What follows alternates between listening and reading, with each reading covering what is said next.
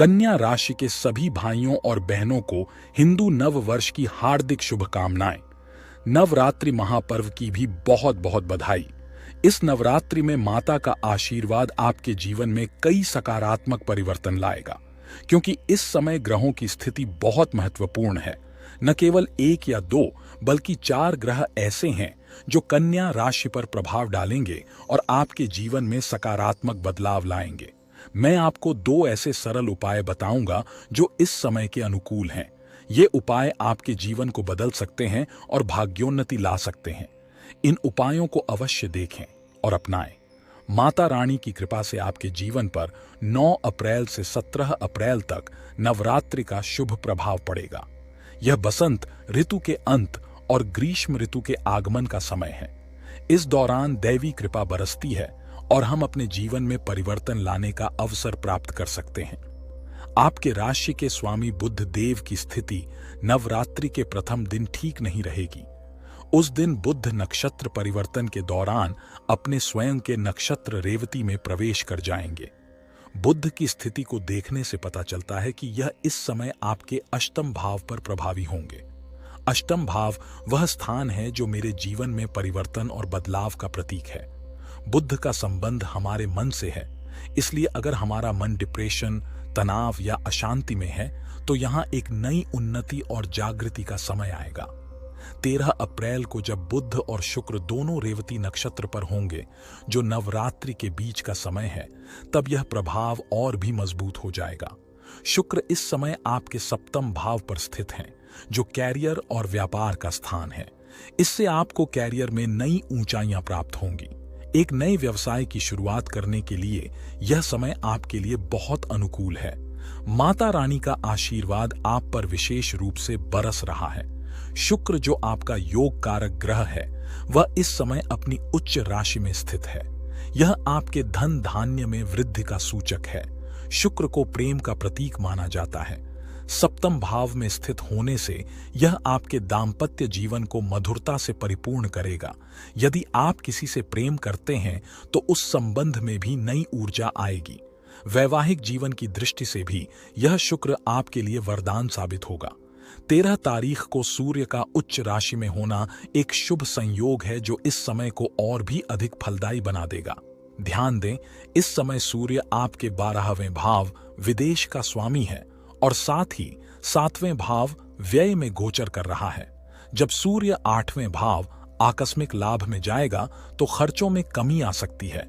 अगर आप अपने खर्चों को लेकर परेशान हैं तो यह समय प्रतिबंध लगाने का है। इस दौरान आपका ध्यान अध्यात्म, गुप्त विद्याओं और पूजा पाठ पर अधिक रहेगा, जिससे आपके जीवन में सकारात्मक बदलाव आ सकता है। 12वां भाव विदेशों से संबंधित है, इसीलिए इस समय आपको आयात निर्यात से जुड़े कामों में सफलता मिल सकती है। नवरात्रि के दौरान इन क्षेत्रों में प्रगति होगी। इसे केवल 9 दिनों तक सीमित न समझें। यह नवरात्रि का समय वास्तव में बीज रोपण का समय होता है। यदि हमने आज बीज रोपा कर दिया तो यकीन मानिए आगे चलकर उसकी फसल हम ही काटेंगे। अर्थात जो फल उससे लगेंगे वे हमारे जीवन पर सबसे ज्यादा महत्वपूर्ण होंगे। यह माता रानी का वरदान है। चौथा और सबसे महत्वपूर्ण वरदान यह होगा कि ग्रहों के स्वामी देव गुरु बृहस्पति, जो भाग्य के प्रतीक माने जाते हैं और आपके करियर के स्वामी हैं, क्योंकि वे 12वें घर के स्वामी हैं, स्वयं कृतिका नक्षत्र पर प्रवेश करेंगे। यह एक शुभ नक्षत्र है। भगवान सूर्य नारायण की स्थिति देखें तो वर्तमान में सूर्य आपके सप्तम भाव में स्थित हैं। 13 तारीख को सूर्य आपके अष्टम भाव में प्रवेश करेंगे। इससे आपके भाग्य में वृद्धि होगी और आपको गुरु का आशीर्वाद प्राप्त होगा, जो आपके सप्तमेश बनते हैं। इस समय को दाम्पत्य जीवन और व्यापार की दृष्टि से अनुकूल माना जाएगा। आप में आत्मविश्वास बढ़ेगा और आप कोई नया निर्णय लेने में सक्षम होंगे, जिससे आप सफलता की नई ऊंचाइयों को प्राप्त कर पाएंगे। यह एक ऐसा समय होगा जब 4 ग्रहों का सकारात्मक प्रभाव आपके जीवन में चमक ला सकता है।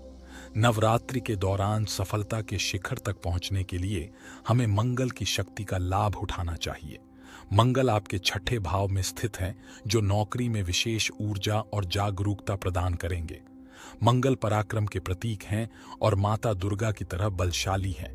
इसलिए मंगल की 8 दृष्टि केतु पर और कन्या राशि पर स्थिति का लाभ उठाएं ताकि इस नवरात्रि में सफलता प्राप्त हो।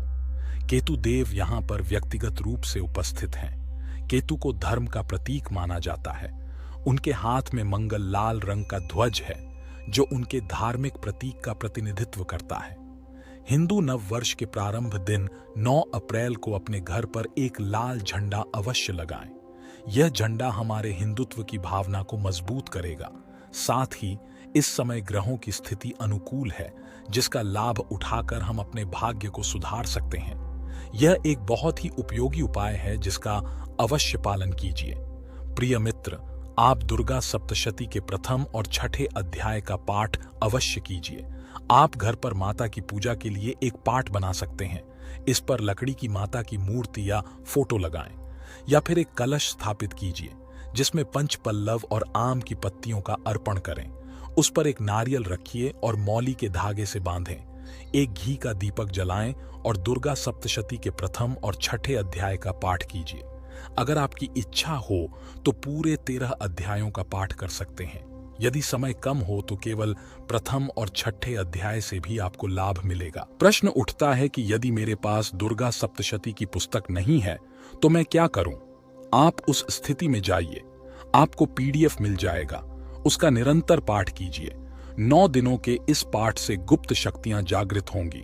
मातेश्वरी हमारे जीवन में कृपा की वर्षा करेगी, एक ऐसा वरदान देगी जो हमारे जीवन को असीम संभावनाओं की ऊंचाइयों तक ले जा सकता है। उम्मीद है यदि आपने मेरी बात को समझ लिया है तो मैं आपको समझाने का प्रयास करने के लिए आभारी हूं। यदि मेरा समझाने का तरीका आपको अच्छा लगा है तो मुझे बहुत खुशी होगी अगर आप अपना प्यार भरा लाइक और कमेंट देंगे। अगर अभी तक आपने मेरे चैनल को सब्सक्राइब नहीं किया है तो उसे भी कर दें। आप सभी का दिन बहुत अच्छा और मंगलमय हो, यही कामना करता हूं। जय माता दी, जय श्री राम।